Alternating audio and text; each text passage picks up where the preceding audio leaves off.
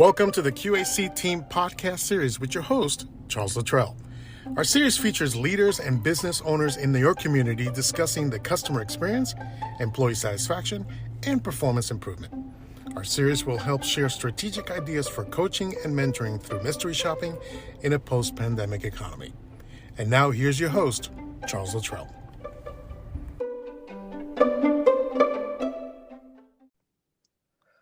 Okay, everyone. I am here with Jodie. Jodie, are you with me? Yes. Good morning. Thanks for taking the time to come on the podcast with me. No, my pleasure, for sure. All right. Tell everybody who you are and what is your business? My name is Jodie. I'm the co-owner of Fajita Grande Mexican restaurant, which is located in 12818 Shank Farmway, Hagerstown, Maryland. Hagerstown. Good old Hagerstown. Yeah. Awesome. Now, is it just a restaurant? Do you have a food truck as well?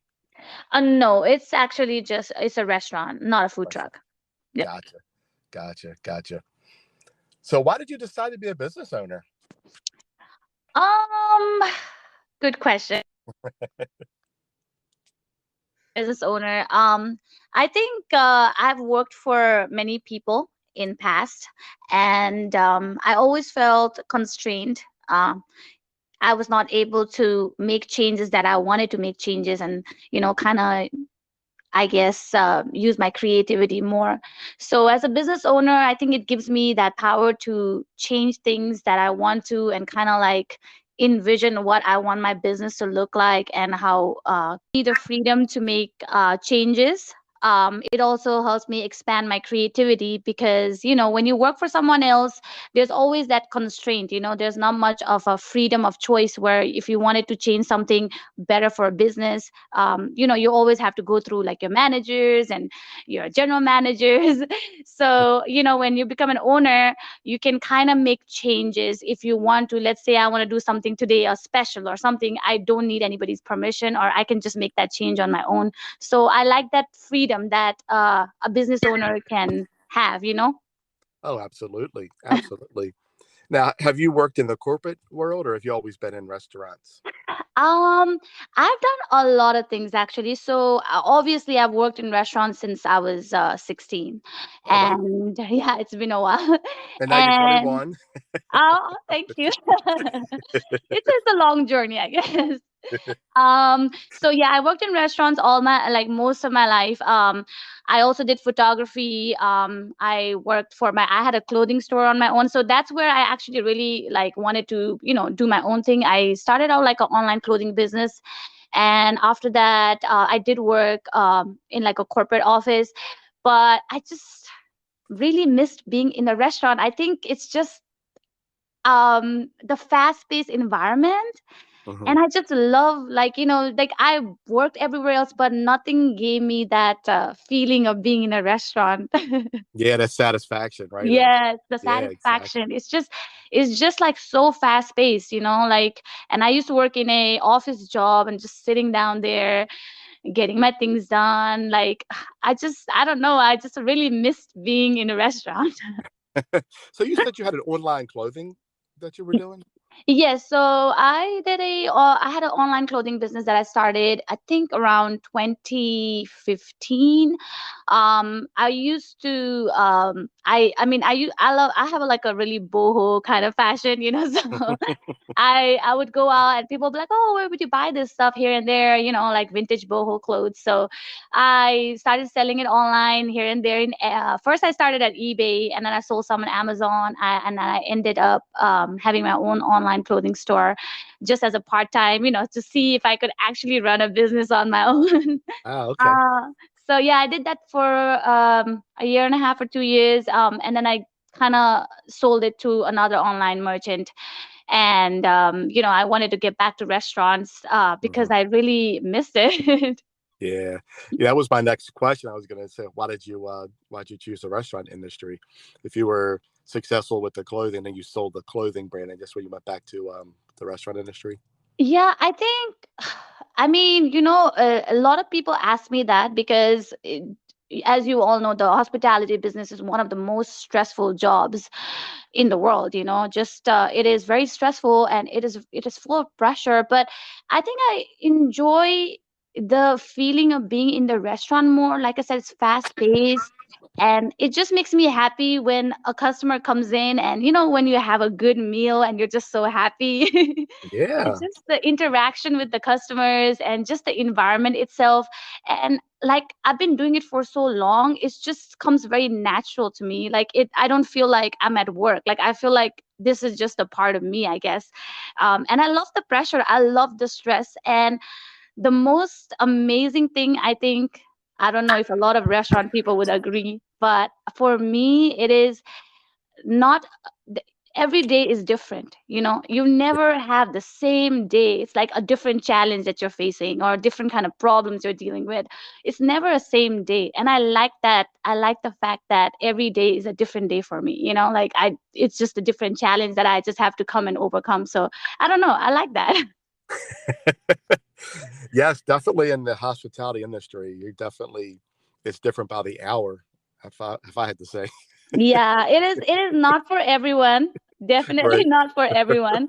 I've seen so many people come and go in restaurants, so many people complain. And even as when I was younger, I was a server, I would complain about my job either, but I was really good at it, and I made a lot of money when I was younger. I paid all my tuition, my everything, all my expenses were paid. I never had a debt. So I have nothing but good things to say. That is awesome. That is awesome. So, what are some of the challenges that you face? Um, well, obviously, in the present moment is definitely like the shortage of labor, right? I know a lot of restaurant people are facing that, and obviously, the other one would be customer satisfaction. Things are changing, prices are going up, and sometimes I think. The customers don't realize that us, especially for like small businesses like us, we don't really make a lot of profit like the corporate restaurants. And everything costs a lot of money. So when the prices increase or we make changes, then the customers get upset, like, hey, why the prices are up. And they always expect, I mean, things change. So I guess that would be my challenge every day, is managing a business in one aspect and making sure that I'm always able to give my customers, whenever they come in, the same quality, without, like, jeopardizing the taste of the food, or using low quality food materials, even though I know the prices are high. And just making them happy, I guess. Because I definitely think most of the customer that come in our restaurant, they come like 2 3 times a week sometimes. And I Mhm. definitely don't want to disappoint them with the quality of the food, but also I guess have to explain them sometimes, like, hey, why the prices are up, and some things have gone up. So I guess mostly those are my challenges. Yeah, and that's interesting you mentioned that because that's something I never really thought about.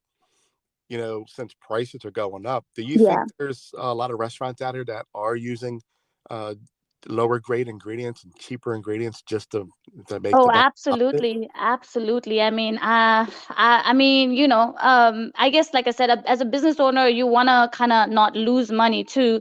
But I know for the fact that, with all the COVID and things happening around, you have to sometime make a decision whether or not to have that item in your menu, or just use a lower quality item, or a lower quality produce.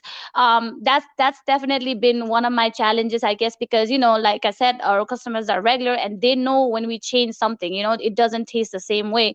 So the prices of seafood, price of, like, I don't know if you have bought avocado, but That avocado is done like definitely good. 4 times higher.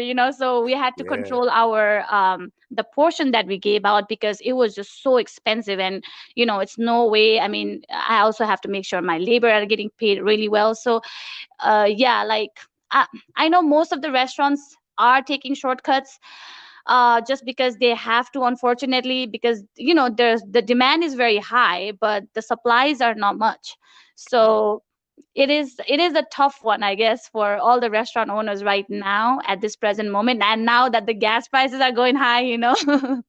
Everything ties into it, doesn't it? It's everything is Yeah. going up, and it's a shame. So you talked about the menu, the items on your menu. Now, do you change your menu frequently, or how often do you look at your menu to move items around, change things, and offer different dishes. So we do have a very extensive menu. We are like we have authentic Mexican food too, as well as a lot of Tex-Mex items. We I try to bring out like a summer special and a winter special every year, so we can, in summer, we try to do like a lot of seafood items. And on the winter, I mean, sometimes I'll do like a special on steak or fish. But I mean, every once in a year, I would go back to my menu and see, which items are doing really well, or whatever specials were doing really well whenever in the summer, or the winter special menu. I just put it in the menu. But I definitely do changes in the menu every year so that I'm updated, and I always make sure like what goes out really good, I try to keep them, and what's not going that much, I just kind of take it out of the menu and bring new addition to it. So it's pretty much a yearly thing, not something that you do like weekly or anything like that. Not really, because Yeah. most of our, yeah, like I said, most of our items, most of the items are very popular. And the only changes I make is, like I said, like seafood and stuff like that sometimes, because, like in COVID, we could not get any shrimp. It was very difficult. Right. So yeah, so we had to make some changes here and there, but it's pretty much, it stays the same. Only sometimes I'll take like one or two items of the menu and add something new that's going on really well. Gotcha. And I see, do you do catering as well? Yes, we do catering. We always have like a catering order once or twice a week, or sometimes a lot if it's like a holiday season, like in Mhm. December. Right. That's awesome. Yeah, I'm looking at the menu now, and yeah, I can't wait to try some of this. Yeah, you I'm a should. big fan of the quesadillas. So you say you're not a fan of quesadillas? I am a fan. I'm a big fan of quesadillas. Oh, you would love our quesadilla, especially the shrimp and spinach quesadilla. Oh So good. my! I will definitely have to take a ride out there and check out your food. So, how has the pandemic changed your business model since Oh, COVID? What are some of the biggest changes that you had to make? um, honestly, wow. I think like Yeah, every that's a time I think of loaded COVID, question, right? it takes me down to the memory lane. When I think of COVID, I was like, oh my God, here we go. Here we go. Right. Yeah, it just stays in my head. So after COVID, obviously the first thing was making sure, the quality. That was my biggest concern, because with not having enough things available, I had to make changes. Like I had to find more suppliers. I was looking at other small businesses, small farms that could provide us with things that a bigger supplier couldn't. So the second thing, yeah, go ahead, sorry. Oh, it's okay. I was just listening. Oh, okay. Yeah, the second thing, after COVID, I would say the takeout business. It definitely was an eye opener on how a takeout business could do really well. Because, before COVID, we had takeout orders, but not to the point like this, So we definitely made use of our online platforms really well. So it made me kind of understand, that we have to make sure that the online platforms are updated with the prices and everything, and how the food looked in a box was very important too. So like you were taking your food out. I wanted my customers, when they got a takeout order during COVID, it was so important for me that when they take the food home, it felt like they were eating at the restaurant, like it Right. was hot, everything was separated, nothing was leaking. And I just invested mostly on a lot of quality takeout order items, containers and stuff, which I know for the fact that I was not paying that much attention before the COVID. Mhm. Just the fact that we didn't have a lot of online sales. So the takeout, I would definitely say. And then staff management, I think, for someone like me that have worked in restaurant business for so long, and I've worked with a lot of managers, I've seen a lot of managers, general managers go, I've seen a lot of people come and go, because that's how the staff is in the restaurant. There's a very the staff retention is very high.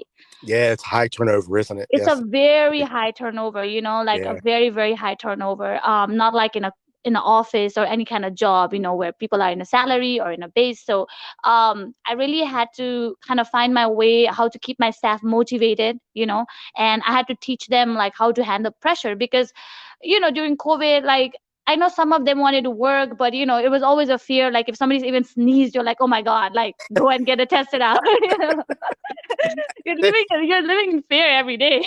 And we're still like that. If It I sneeze is. or cough or something, people look at you funny, or Yeah, do you, it's so crazy, and yeah, especially with the math, your customer wants to talk to you, and it was difficult. So I think for me, I really had to learn how to manage my staff, and also, I mean, I know I wouldn't want to speak with for every restaurant owners, but if someone who has worked in a corporate, I know how the staff there get treated.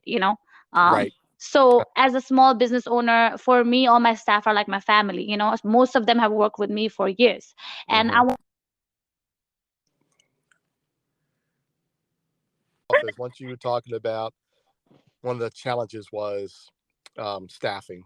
yes, yes, yes. So yeah, it's definitely a challenge still, the Okay. right staffing. I'm not sure what's going on, where the world is going on with the staffing issues, but yes, it is definitely a challenge still. So I think the couple of changes I have made since COVID was proper training, right? Okay. And I just made sure that I was part of the training from day one, and to train them in every aspect of the restaurant was important. So if they were at the front staff, I would train them as a host. I would train them as a server. I would train them as a food runner. So like as a back host, showing them a lot of food. So I took a good time, a chunk of time to train my staff properly. I think that's what I was not a part of before the pandemic. Uh-huh. And because sometimes as a trainee, if I'm a new staff at a restaurant, I always feel like training is so important, because if you don't get a proper training and you're just let on the floor, then you're clueless, and it becomes very stressful for a new employee to understand the system of the restaurant. So that's what I learned from my personal experience. I've been a trainer before as a server or as a bartender. So when the pandemic hit, I had to train my staff very well, because a lot of takeout orders, and you know I mean, if I'm a customer and I go home and my food is messed up, I would be upset too.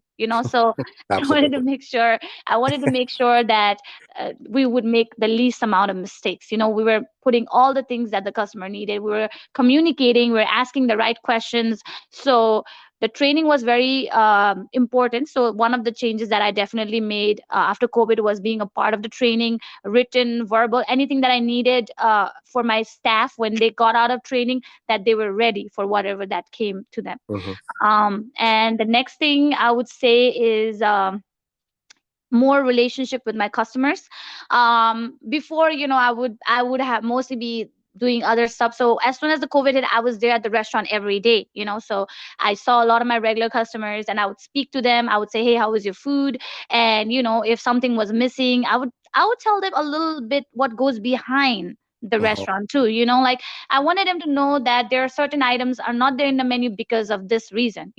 And I Right. wanted them to be informed too, because sometimes they're only in the front and they see a restaurant, but there's a lot of things that goes behind a restaurant. So I want them they are like I wanted them to be like a part of the restaurant, not just, hey, I'm a customer and I come in. Uh-huh. They're like a part of our business as much as I am, because without them we would not exist. So I always Absolutely. wanted to feel that. I wanted them to feel like their opinion matters and their suggestion matters. And every day I'm there, even if they get the same items, I'm like, hey, like, how is it? Did the taste change? The Right. quality change. So yeah, I've been more involved, I guess, in just the interpersonal relationship with my staff and Uh-huh. my customers more than what I used to do before. So I think, That's and great. I enjoy that. Yeah. Yeah, that's great. Now, do you have a standard procedure on your training? Do you have a written like training procedure, or it's just kind of like you know what you want, what you're looking for? How do you train? Just Okay, curious. so yeah, okay, so this I had to teach myself. I'm not a teacher. So I guess Right. being a business owner, you learn all the traits, right? So first, Absolutely. I mean, during COVID, I was like, oh my God, I mean, when I was working for someone else, I knew how to train a staff to do a job, but now I had to train all these people. And I mean, most of them already know. Mostly in the restaurants, we have more younger kids, like Uh-huh. around their early 20s, 19, and now you have to train them to be an adult. Right. So that was the hardest part. I was like, I'm not a mother. I don't have any kids, so it was very difficult for me to train them. Like, how do I make them understand what I want? Right. So what I did was, first I started working on like a training sheet. I trained a couple of staff, and after the training, every day I would ask them questions like, hey, like, what are your, like, I would, when they start training and when they go on the floor for the whole month, I keep an eye on my new training and ask them, hey, like, what are the challenges that you face today, and how did you fix it? Like, what do you want my help with? So I wrote them Uh-huh. all the notes. I made them like a little booklet. They have to pass. I made them pass a test. They need to know Oh, the food nice. items. Right. It's nice. Very Yeah, nice. they That's always very tell me nice. like, if we feel like going back in school. I said, yeah, it is a school where you make money. You're not paying school. So Absolutely. That's really so cool. exactly. So I did the written test, I do verbal test, and I said, every time you see me in the restaurant, just be prepared. I'm gonna come and ask you 5 questions. So You will be tested as you're working. That's great. yes. So,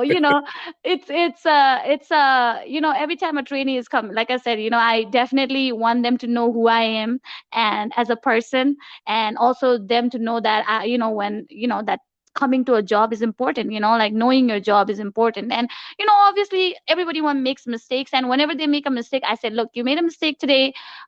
Next time you cannot repeat the same mistake. You need to know how to correct them correctly without my help. So I like to make them more like independent to do their job. I'm not someone that like I need constantly micromanaging people, because I like that they know what they're doing. It makes me feel good. Absolutely. Right.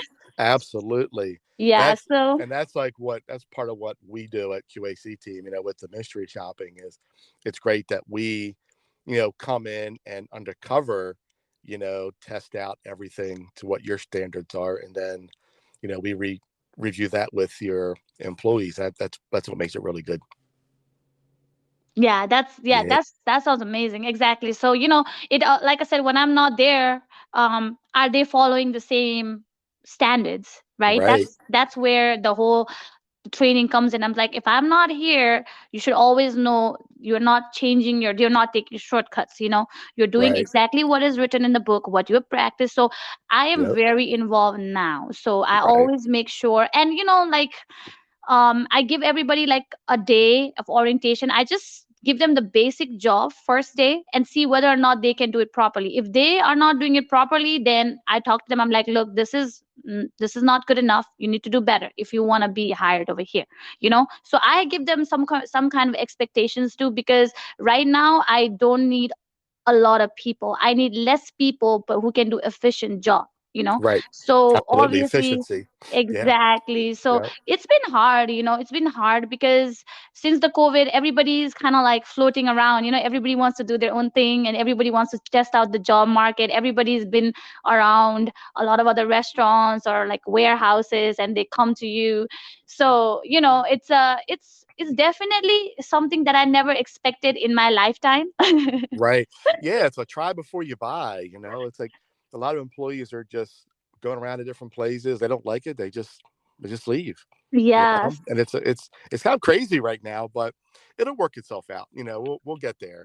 Yeah, We'll hopefully get we back do. to yeah, And we'll get there. in some way, I think it's good because, we always, as a human being, we are always tend to think about our own needs first, right? Like, as I'm like, Right. oh, I need my staff. But I think in some way, for a general population, it's good because now they have the freedom to choose and go where they want, and they can try it out. So they can never make that, I'm stuck at my job or something like that, because now they have the freedom to float around and find what they're looking for. And if I look at it in my perspective, I say the same thing to me. It's better that everybody goes around and comes over here and sees that, okay, maybe this is the best place for me, than rather someone coming in just for a job and then they're like, oh, they're not happy. It's not the point of having a job. So I Absolutely. always look at it in that kind of light now, instead of like, oh my God, I don't have this better staff. I always look at it in a general perspective, not just my personal restaurant experience. Right. I mean, it goes two ways, right? So when you Yeah. hire somebody, this is part of a speech that I do. When you hire somebody, you're interviewing that person and you're asking them, do you want to work here? And they're saying yes. So when they come and work for you and they don't do a very good job, Yeah. you're like, well, you knew what you signed up for. You said yes, Yeah. and where's the disconnect, So that's where the training comes in, and the coaching and the mentoring, and Yes. really showing people what it's like, to be a good server, or a good host, you know. Yes, it's yours, and I think a lot of people don't realize how much of the labor cost that a restaurant goes through just training and hiring new people. It's Yeah. definitely a major cost for a restaurant. And I think you brought a very good point, coaching and mentoring. I think that word has been forgotten for a long Oh, time in restaurant business, because I remember being a server and this is how I got trained.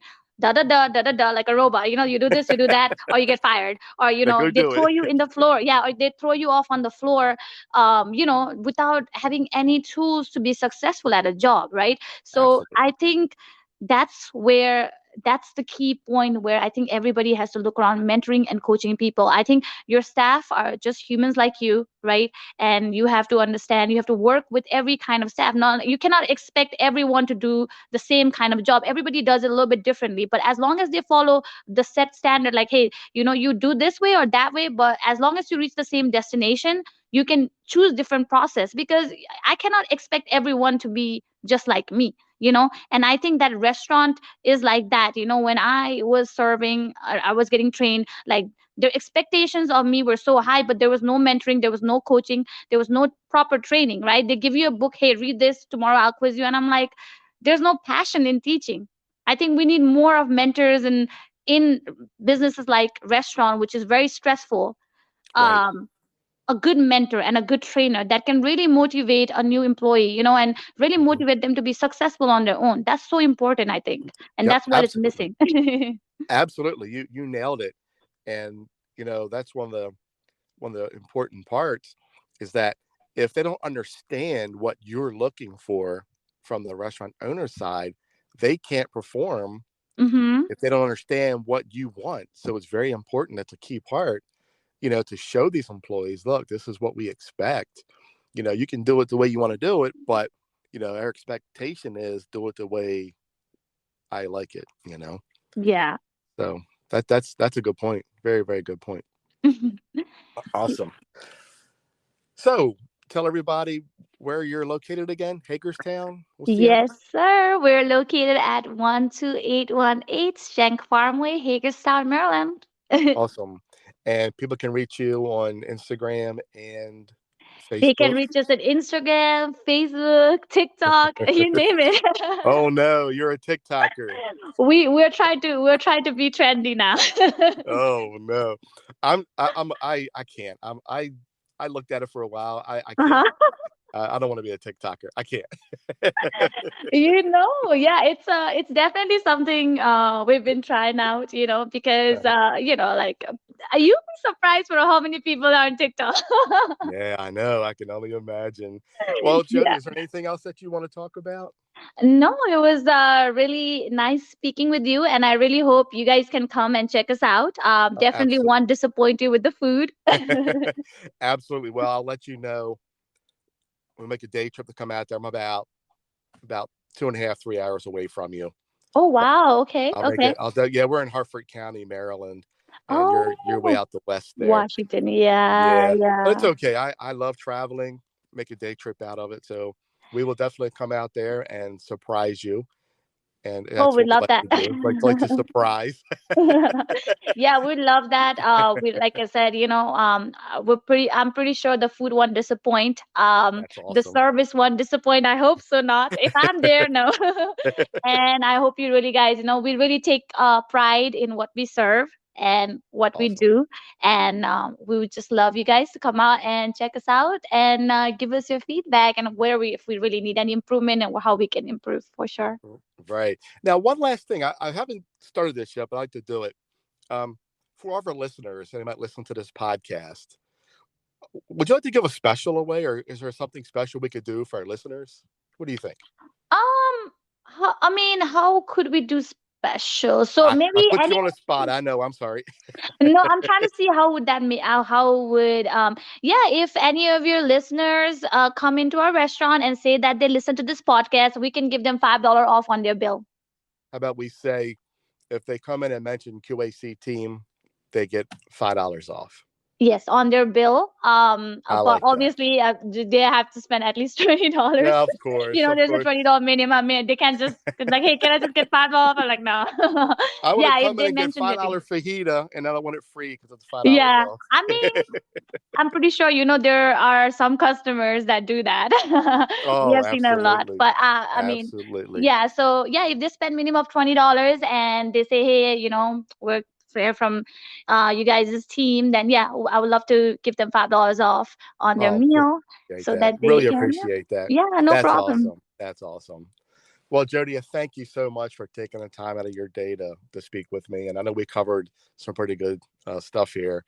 And I'll come out, visit you, and we'll meet in person. And I can't wait. Yeah, please do. Yeah, please do. Let me know so I'm there. Will I'm do. ready for you. Just kidding. Will do.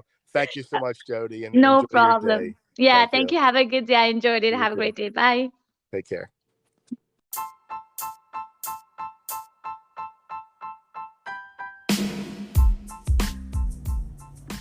You've been listening to the Q.A.C. Team podcast with your host, Charles Luttrell. Today, we took you beyond the restaurant table and into the kitchen with leaders and business owners in your community. For more information, visit us at QACteam.com or Facebook and Instagram at QAC.team. Thanks for listening.